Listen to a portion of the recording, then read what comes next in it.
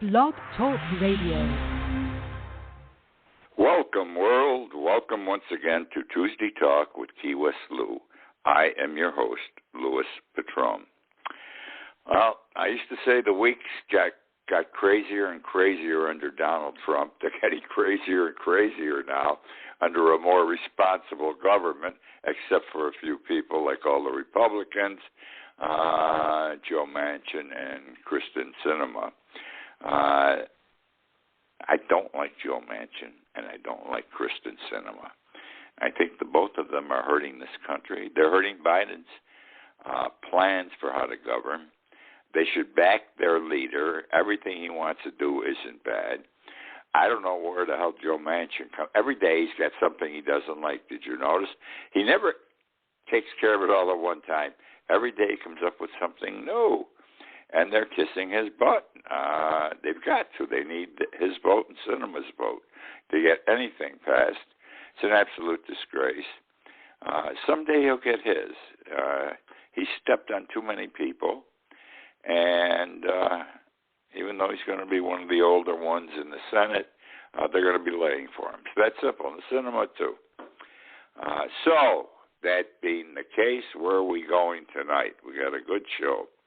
Well, we're not going to very many places tonight, though. We're going to Washington, D.C., Key West, and Sleepy Hollow. Sleepy Hollow. Okay, I want to start with Bess Levin. I don't know how many you've ever heard of Bess Levin. She is a writer for Vanity Fair. She writes an article once a week for Vanity Fair. She is an investigative reporter. Her writing is terrific.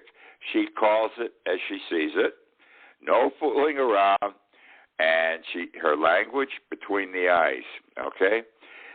She wrote an article on October 20th, just this past week, and it was titled, this is a great title, and it had to do with the Republicans who would not permit a debate on the voting bill. Not even a debate, forget a vote. Anyhow, she titled her article, and I quote, Senate Republicans kick democracy in the balls. I repeat, Senate Republicans, this is in Vanity Fair title, kicked democracy in the balls while it's doubled over coughing up blood. Senate Republicans kick democracy in the balls while it's doubled over coughing up blood. She also wrote in the article regarding the Republicans that casting ballots against the voting bill debate, quote, disenfranchised millions of voters and knocked democracy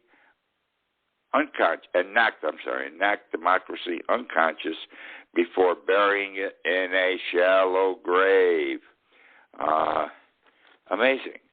This woman writes terrific. You should read her article. She wrote another one also earlier in October, and this one has to do with the House January 6th Committee. January 6th Committee and Donald Trump. Repeat again, the January 6th Committee that's investigating right now who participated, and if any public officials participated, and there are going to be a lot of them, I fear. I'm glad. Catch them, get them, throw them out of government. But anyhow, she wrote an article, and the title of this one was, Trump sounds pretty panicked about Congress finding out exactly what he was up to on January 6th. We all want to know. I want to know. I'm sure you want to know. I mean, was he just sitting there in that room eating cheeseburgers and drinking diet soda? Or who was in the room with him? What were the conversations? Who did he call? Let's find out what his participation was. And now we have a war room, okay? That came up, yesterday or Sunday? The Republicans had a war room in the Willard Hotel. They were there for a while, not just one day. And Certain people have already been identified in that room, and they were planning January 6th. Let me tell you about the Willard Hotel quickly. Distinguished building. When I was in Washington about 2 years ago, I discussed it on this show afterwards and wrote about it. I stayed across the street from the Willard at a new hotel. I forget what it was, one of the chains. The Willard, let me tell you, it's been there a long time. It's a beautiful old building. The lobby fits 100 years ago. The bar was interesting. Round bar, not that big. A lot of people all the time, though. And I could not get involved in the conversation, which is unusual for me. Everybody was talking to whoever they with. Nobody wanted to talk to anybody else. The interesting thing, give you a little historical background on it. Theodore Roosevelt liked his cigars. And after dinner every night, he wanted to smoke a cigar. His wife would not permit him to smoke a cigar in the White House. The President of the United States could not smoke a cigar in the White House. So the Willard Hotel is only a block from the White House. He would walk the one block to the Willard Hotel every night, sit in the lobby, and smoke a cigar. Anyhow, Bess wrote in there, I told you that Trump is pretty panicked about Congress finding out exactly what he was up to on the 16th. And she had some interesting quotes in that article. You've got to read this lady, Bess Levin, in Vanity Fair. And one of her quotes was, he's fighting the House Select Committee like a guy with an incredible amount to hide, with a man with an incredible amount, to hide. Another one, he already looks like a guy who tried to overthrow the government because his parents never hugged him as a child. I love it. He already looks like a guy who tried to overthrow the government because his parents never hugged him as a child. And the final one I made note of was, instead of letting the investigation unfold like an innocent person with nothing to hide would, Trump has sicked, I haven't seen that word in a long time, S-I-C-C-E-D, has sicked his lawyers on the government. He sued the committee, as you recall. Which now brings me to, what does it bring? The House Committee and Steve Bannon. The House Committee this past week held Bannon in contempt. He refuses to honor the subpoena. He failed to show up last week. And he had said beforehand, I'm not going to show up. I hate this when people don't respect the law, especially a subpoena. I practiced law for 46 years. We always honored subpoena. My clients got served with a subpoena. We honored it. That's the way it works. Unless the subpoena was overly broad or as a matter of law they wanted something they weren't entitled to, you honored it. Both sides did. Because if you didn't, the judge would bury you. I mean, he would hold the lawyers in contempt for failing to obey a subpoena. You didn't screw around. You didn't delay things. That's the way law was practiced in federal court and state court in the 46 years I practiced law. Anyhow, the House Committee held Bannon in criminal contempt. By a vote of 229 to 202, 9 Republicans crossed over and voted with the Democrats. Now, that should be enough to have him arrested for contempt. But no. See, our federal rules say every year more and more things are added. Washington is plagued with the federal laws and the rules and regulations, which are even worse. And everything's delayed. No wonder Trump got away with murder. Everything he did, he was able to delay. It's because the law permits it. We've got to form a committee to spend 4 or 5 years studying the federal laws, the rules and regulations, and redo the whole thing. things move too slow. And this is a perfect example because now the committee held him in contempt, but that doesn't give anyone a right to arrest him because under the law, the House's contempt citation must go to the full House of Representatives. And they have to approve. They have to approve Bannon's. They have to approve the service of the subpoena and the vote for citation. Well, they did.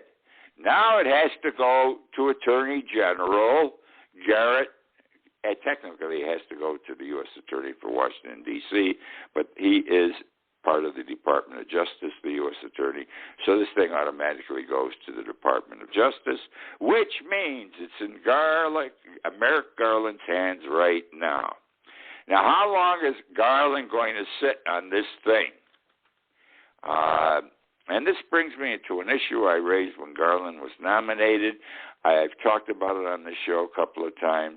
I've written about it a couple of times also in my daily blog. I am sure Merrick Garland, the Attorney General of the United States, is a very honest man. I'm sure he's devoted to the law. He's dedicated to the law. He understands the law. He was a federal district court judge. Okay. He was a federal judge sitting in Washington for 20 years. 20 years, more than 20 years before he was appointed. My problem is, because I know judges, I know prosecutors, I had to work against these people or with them, depending on the case, for my whole career. And I don't know, and I said this when Garland was nominated, whether he, having been a judge so long, can be a prosecutor. Can he change horses in midstream, so to speak? Can his mind, his working mind, the machinery in his head, switch over to being a prosecutor as opposed to a judge? Because a judge is very meticulous.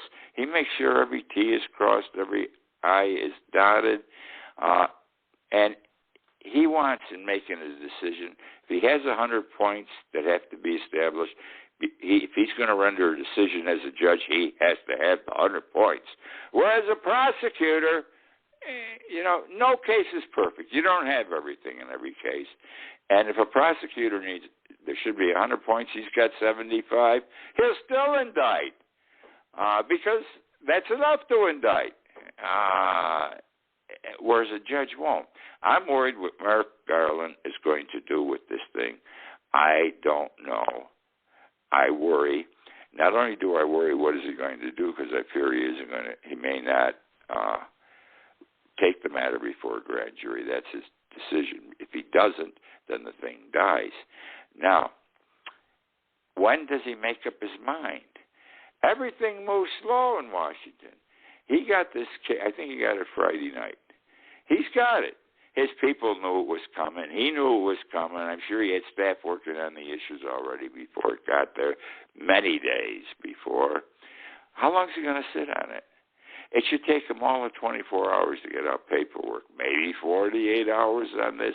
It's a simple issue because the committee had, I don't know how many pages they sent to the House, now sent them over to Merrick Garland. He's got what's going on in this case. It's all laid out for him. He could take it before a grand jury now.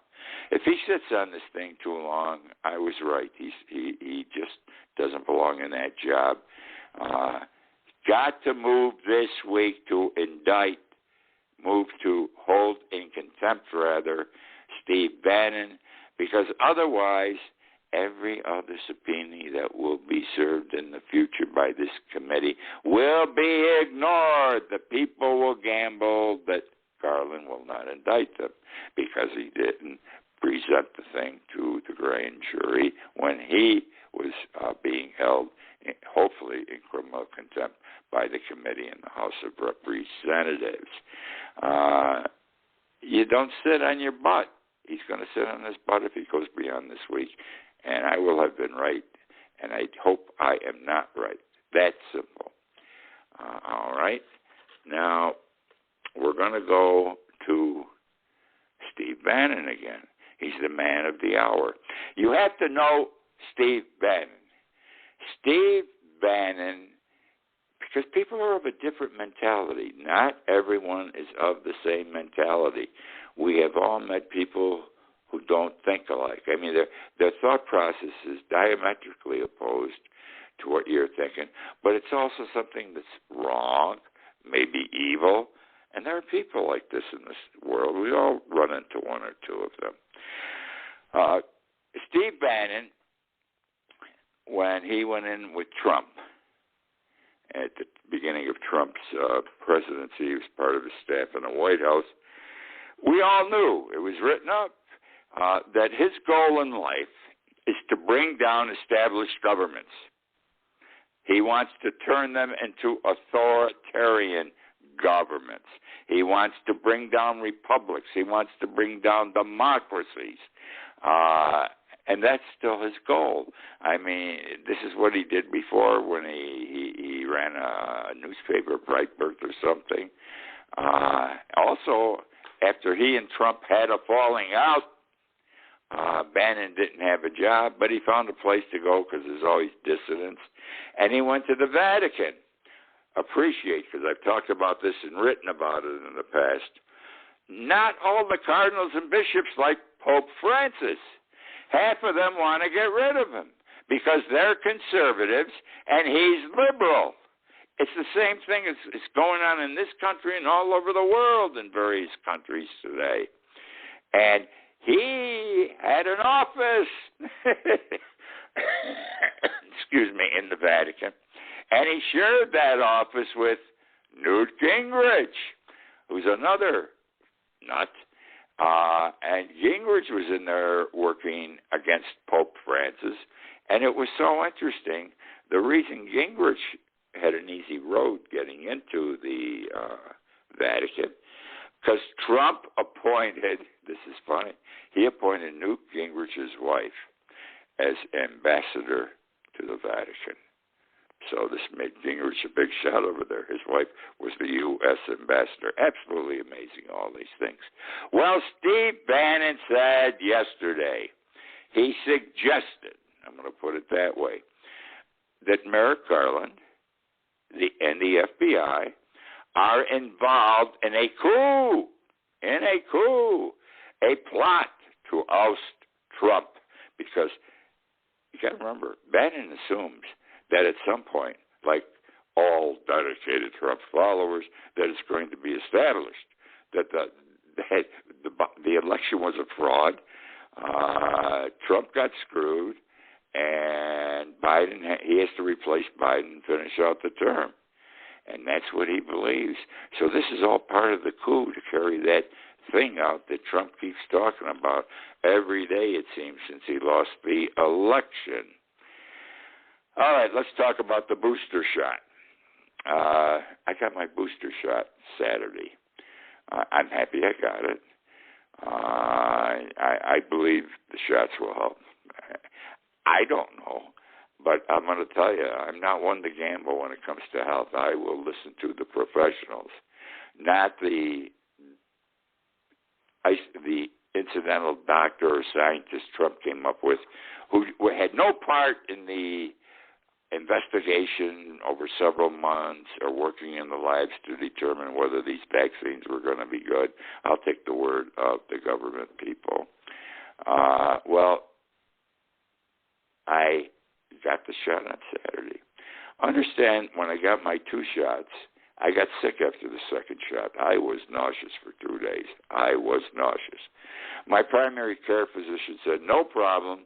In fact, he said, if you have some sort of illness or adverse effect because of the shot, that means the vaccine is working. Whatever it has to do in your body, wherever it has to go, it's doing it.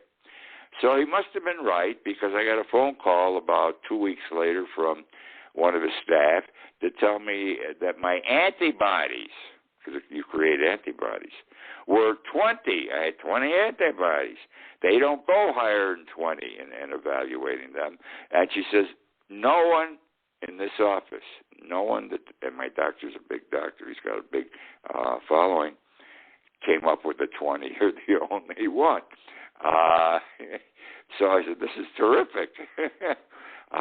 It doesn't last, by the way.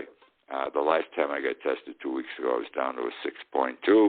My doctor told me your antibodies do fall off, but when you get the booster shot, it'll shoot it back up. Don't worry about it. So I didn't worry, but I got my shot finally Saturday. Sunday was I sick. I got to tell you something. I didn't do a blog Sunday or Monday. I couldn't focus Sunday. I could not understand my own notes that I had prepared to do my blog from. I wasn't working right. My head wasn't working right, and it had to be the pill. I really couldn't focus. I just couldn't put things together, so I went to bed for the day. Tuesday, I was fine. I could focus. The only trouble was on Tuesday, I was totally exhausted. I'm telling you, like I had been digging ditches. I'm just sharing my booster experience. I know many other people have had it. Then in the afternoon, for 5 or 6 hours, I began sweating so profusely, I can't tell you. The water's pouring off of me. And then it stopped around 9 o'clock. And today I feel fine. I'm not complaining, but it was wild, my experience after the booster shot. Some people get it. Don't worry about it. It's a good sign. I believe my doctor. But boy, it was, I got to tell you, especially when I couldn't focus, it bothered me that I could not put the words together to write. Isn't that amazing? Okay, which now brings me to the Cleveland Clinic, one of the finest hospital complexes in the world. Their home seat, their home place, their home where they started is Cleveland. That's why it's the Cleveland Clinic, where they have building after building after building, and they're all over the United States. They're in Miami. They're every place. They're in, I don't know if they're, I'm sorry, not Miami. It's either, I think it's, I'm not sure. It's something on the West Coast. It might be Tampa. Naples, I think it's Naples. But they've expanded. They're big, big time, absolute big time. I had my former wife there once for some heart work. Absolutely amazing people. Anyhow, the Cleveland Clinic announced yesterday, this is big, ladies, it's for you, ladies, what they did, that they are starting trials with a new vaccine, something they have prepared, that hopefully will be a vaccine that will cure or delay. It will delay death or recurrence of the worst type breast cancer a woman could have. It's called triple negative breast cancer. I never heard of it, but triple negative breast cancer. They haven't got it formulated. They've got something developed. They think it will work. They have put people together, and they're now starting to do their testing. The hospital administrator who made the announcement said, and I quote, "It's the first step." And he meant it as a first step. He indicated this could take years. It could, we're accustomed how quickly they came up with the coronavirus vaccine. This could take years, he said. We don't know. But ladies, there has always been a disproportionate higher number of breast cancer deaths and reoccurrences with this triple negative breast cancer, and they believe that this, whatever they're working on, and their tests will show it will have significantly fewer deaths and significantly fewer recurrences. God bless the Cleveland Clinic. All right, Key West. Key West. We are the home of authors. It is absolutely amazing. Do you realize there must be 15 or 20 famous authors who have lived here at some time, wrote books here, and they're part of our history. I mean, we all know Hemingway and Tennessee Williams. Well, I just want to mention to you that this last week, James Leo Herlihy died in California. Now, James Leo Herlihy So to put him in perspective, he may not his reputation's big, but the people who are not readers may not be aware of him. His name is not your reaction to a Hemingway or a Tennessee Williams. It's different. But he lived in Key West from 1956 to 1972. Two of his best-known books were made into movies, which were big hits. Midnight Cowboy, you remember Midnight Cowboy? And All Fall Down. And during the time he lived in Key West, 1956 to 1972, who did he hang out with? Tennessee Williams. Isn't that amazing? These two guys who became great writers and wrote while they were here also, partied every night together. Because this is a party town then, it's still a party town. But they tell me it was better back in the 50s, 60s, and 70s as a party town. Anyhow, they partied together. They were buddies. Just sharing with you, Key West, the home of authors, and James Leo Hurley passed on, which now we're running out of time here. I wrote a blog this morning. My blog today was about bidets. We're heading into a paper shortage. It has already been announced. Supermarket shelves either are empty of toilet paper and paper towels, or the supply is diminishing on, and there's fewer and fewer of these items that can be purchased. The shelves aren't full. Some stores are limiting you to one package of toilet paper, one package of paper towels. That's the way it is. Now, I don't know why we always run out of toilet paper. Must be paper is made from trees, from wood. It must be it's too expensive to produce this stuff and transport it, etc. Because that's always the first thing that seems to go, toilet paper. And it's already been announced by Christmas we're going to have big time buying toilet paper. That's why I wrote this blog on bidets solely, because I use a bidet. I've used a bidet for 30 years. I love bidets. You don't need toilet paper, and it's quick and it's clean, and now you can buy them cheap. They have, and I had one in my house for 23 years, my first house in Key West, for a real one. I'm now renting, and they didn't have a bidet. I wanted to put one in. There's no room. But I noticed last year, all of a sudden, there was, for $39.95, a bidet attachment for sale on the Internet, and you hook it up under the toilet seat, and you take the other end and hook it into the water supply under the box, and you got a bidet, and it works perfectly, okay? And so I wrote this to give a history of the bidet and recommend people you should look into perhaps purchasing for $39.95. That's the cost of a cheap meal today in Key West. You can't go wrong, because toilet paper is a necessity. No question about it. Toilet paper is a necessity. And if you ain't got it, you're in trouble. I don't have to tell you. The blog's interesting, too. I give a history of how man cleansed himself, started with sticks and stones and leaves, and then moved on to whatever. The toilet paper wasn't patented till 1891 by a guy in Albany, et cetera, et cetera. Take a look at today's blog.